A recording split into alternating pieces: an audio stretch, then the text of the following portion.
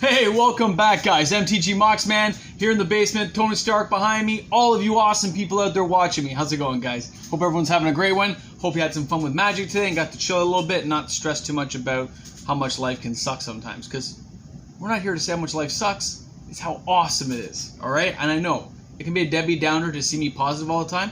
I'm a pretty positive Petey most of the time. So, cool. And if you're new to the channel, please remember to subscribe if you enjoyed the content today, as it's absolutely free to subscribe and it does help me and makes me a brighter, happier person every single day.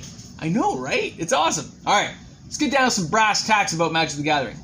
In case you guys didn't know, gonna let you know a trade secret.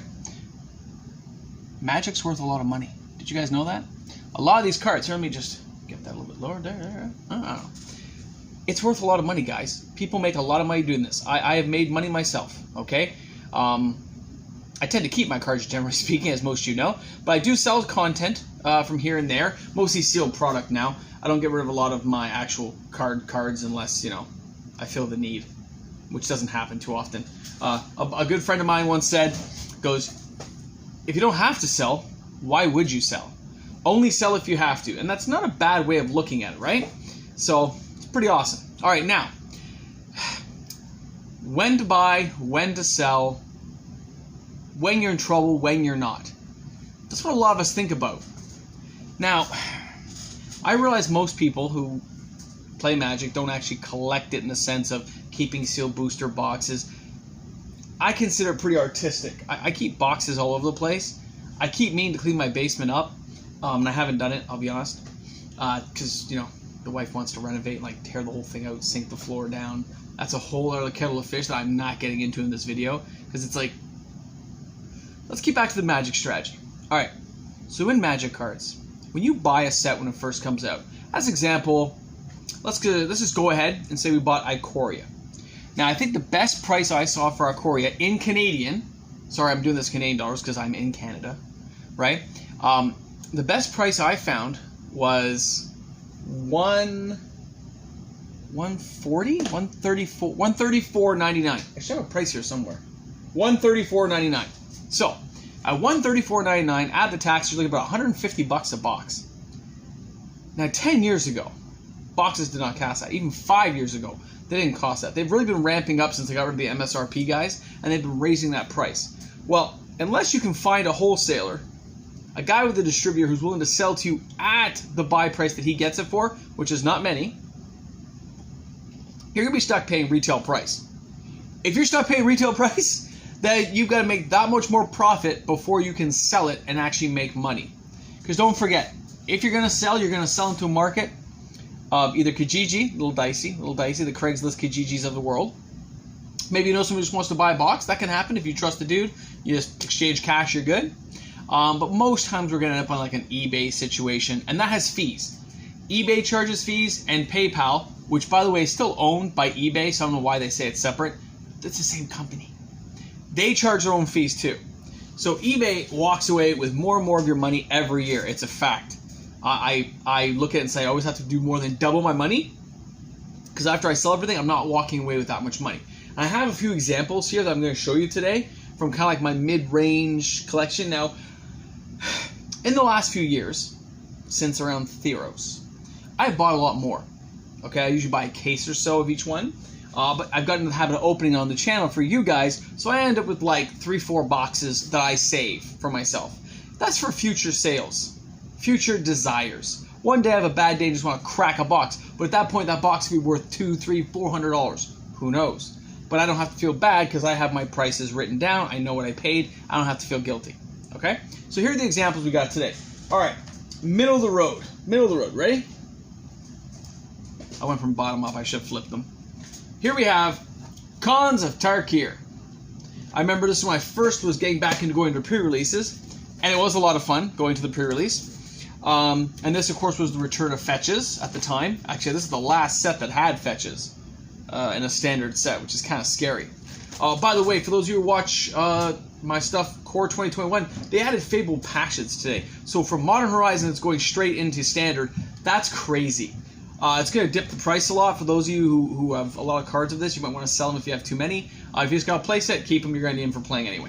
All right, back to Khans. So Khans, I was buying these at $89.99 Canadian, and the last box I bought was $109.99 Canadian. So I bought a variety of these boxes. I have 9 of them. Okay, so in these boxes though, these are going for 200 plus now, guys. Okay, now this came out in 2015. Let me see, 2014. This is a 6-year-old box of Magic. 6 years already. God, I can't believe it is taken that long. That many years goes by. Okay, and the cheapest on eBay currently, as an example to you guys. Oh, let's give me packs. I said boxes. Can't be Japanese. Only English, by the way. When you're going for prices, you only go English. So the cheapest one English is $217.99 with $20 shipping. So we're looking at $240, let's say, $240. Now, let's take my box here of $89.99. Boom, it's over here now because I don't want to carry it anymore. $89.99. So I could sell this for $160, and I'm doubling my profit. But you got to take into effect the eBay fees you're going to pay on top of that and your PayPal fees, as well as shipping fees. Now, I lose on shipping all the time because what happens is I need tracking insurance, but I set a base rate for shipping, and sometimes I have to take a hit. That's my fault. It's not the buyer's fault. I'm not going to go back for them for more money. I set the price kind of guessing what it will cost, okay? Got to have tracking, got to have shipping, and you have got to have signature because you don't want them saying they didn't get it for any reason. I'm sorry. I know it's only like 1% of bad people out there, but I want to tell eBay if something goes wrong that I did everything in my power to make sure my product arrived safely. I also do not sell to sellers who have low feedback. It's the way it is, okay? So, here we have, boom, great box of Cons of Tarkir. Sweet. So our box right here at $240, well, let's just say the $220 because they're shipping. At $220, I could sell this and make profit. I can right now, okay? But I only have 9 boxes. So that means I'd be walking away with about $900 in profit if I sold them all at this price, okay? That's not bad. But here's the funny thing about how the economics have worked in Magic in the last year and a half. And most people don't think about this. People like Rudy at Alpha Investments, they're not talking about this stuff. He just gives you that thing of, oh, you can invest in, oh, you don't want to invest in, oh, he tells you that stuff, yes. What he's not telling you is, think about the price variable. Boxes have gone up in price. Old boxes have not caught up to that standard. So, I have no intention of selling right now. Because it's not taken into effect that an older box, which is now older, collectible, out of print, what they've done is, when they raise that price to $150, if I sell this for $200, $220, I only made about 3% profit a year after fees. 3%. I can get the same in a GIC here in Canada or a 401k in the States. Come on. So what's happened is Magic hasn't caught up to those price levels. So until it does, and because I don't have to sell, these sit on a shelf. So the rest of this conversation, I'm going to assume now you've heard this part of my talk and have understood that when these prices go up, when the new boxes, when they get jacked up by the guys at Hasbro and that, our older boxes are not catching up with the same frequency. Okay, they don't go up the same, they don't go up together. Mine goes up $10. No, it does not work that way. Okay, it sits there. It can sit there for years, going up 2 or 3%, and then maybe it has a jump of $50-$60. Because as supply dwindles, as people crack these, there's less available. When there's less available, that's when the prices seem to rise. Because remember, and Rudy is right about this, and so are a lot of the guys on the other channels, what happens is, as less become available, it has nothing to do with the cards in the box. It is the fact that it's still a sealed product and you happen to have some. Okay? So many of these were open, there's not that many left. They were printed, yeah, they were printed heavily, but most people cracked them and opened them. So there's less than people think. Okay? And that's why slowly when people realize it, they go, oh, I want to buy a box. Oh my God, these prices keep creeping up. And there will be some guys who have a couple boxes at a lower price, but those guys get whittled out of the market slowly. As people come up with money and buy them, then all that's left is the expensive ones. And then you're looking for the least expensive of the expensive ones, right?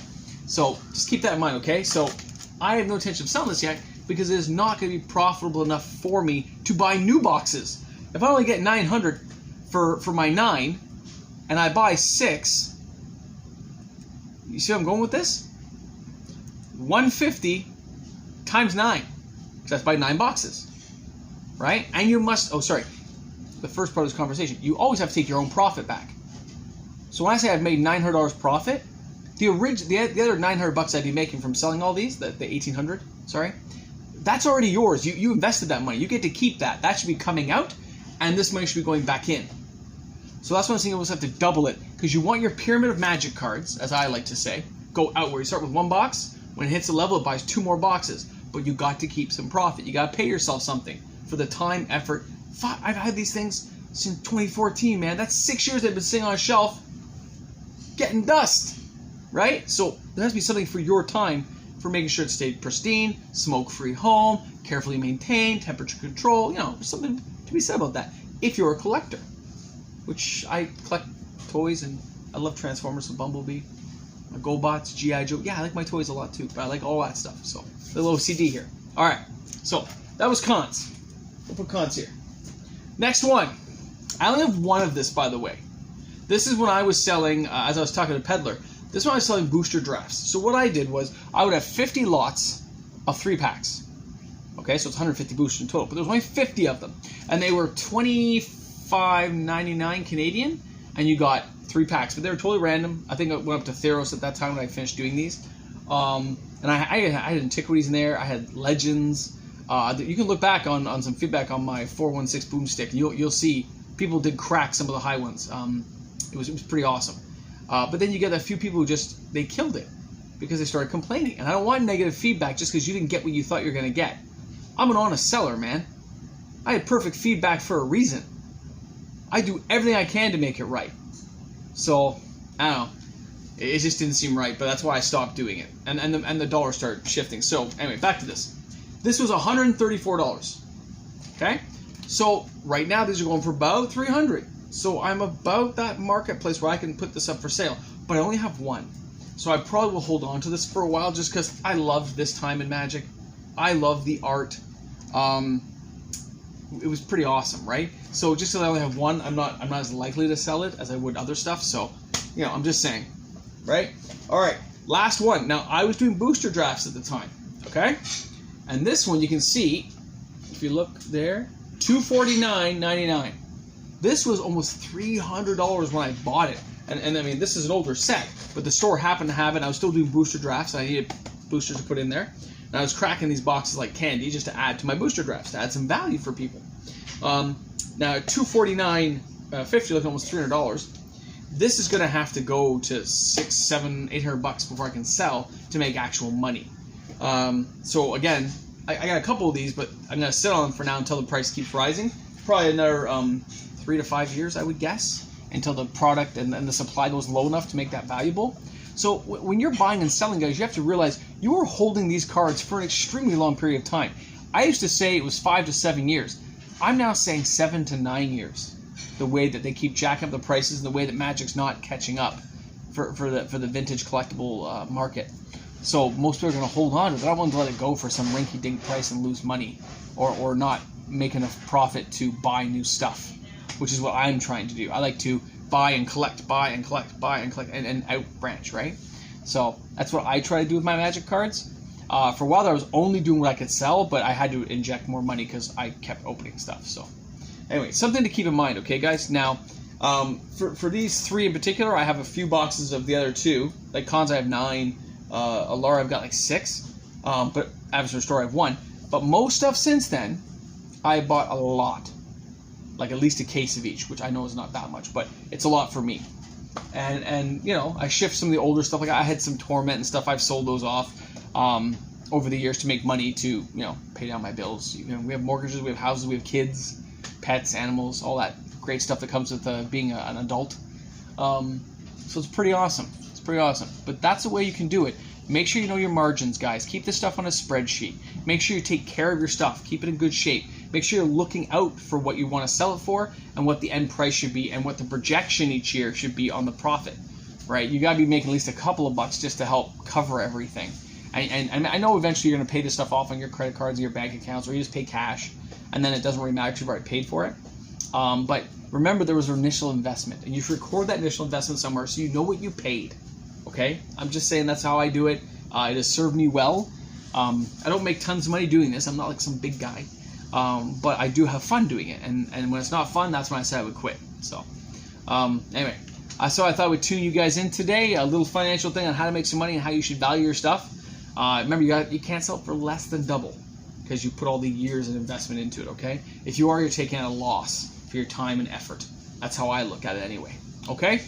Thanks a lot for all the new subscribers who joined. I really appreciate it. We're going to end this one off, okay? This is another quote from Army of Darkness for those who can watch the video till the end. It's cobalt blue steel and a hair trigger. All right, guys. Thanks a lot. Have a great one. This is MTG Mox, man. I look forward to seeing you guys tomorrow. Have a great one, guys. Cheers.